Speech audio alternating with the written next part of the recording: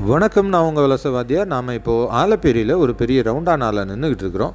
இந்த இடத்துல இருந்து தான் நாம் திருமலாவுக்கு நடந்து போகிறதா இருந்தாலும் சரி, வண்டியில் போகிறதா இருந்தாலும் சரி ஆரம்பிப்போம். எல்லா வண்டியில் வர்றவங்களும் அங்கே நின்று ஒரு வணக்கத்தை வச்சுட்டு ஒரு வேண்டுதலை வச்சுக்கிட்டு இருந்தாங்க. ஏன் தெரியுமா? லார்ட் வெங்கடேஸ்வராவுடைய வாகனமாக இந்த கருடன் இருக்கிறதுனால இங்கே இருந்து பயணம் ஆரம்பிக்குது. சிறப்பாக இருக்கணும் அப்படின்னு சொல்லி ஒரு ஆசீர்வாதத்தை வாங்கிட்டு இங்கேருந்து கிளம்புறாங்க. இந்த திருமலாவுக்கு வரக்கூடிய எல்லா பக்தர்களையும் அன்போடு கைகூப்பி வரவேற்கிற மாதிரி இந்த கருடன் சிலை அமைக்கப்பட்டிருப்பது ஒரு முக்கியமான ஒரு விஷயம். இங்கே இருக்கக்கூடிய பாலங்கள்லாம் பார்த்தோம் அப்படின்னு சொன்னால் நைட்டு லைட் எரியும் போது அப்படியே அந்த கருடன் சிறகை விரிக்கிற மாதிரியும் அந்த சிறகுல இருந்து அந்த வெளிச்சம் வர்ற மாதிரியும் அமைச்சிருப்பாங்கங்க.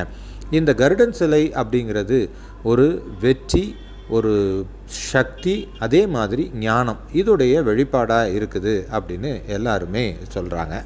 நீங்கள் இங்கே வந்தீங்க அப்படின்னு சொன்னால் இந்த இடத்த மிஸ் பண்ணாமல் பார்த்துருங்க. நின்று ஃபோட்டோவும் எடுத்துக்கோங்க.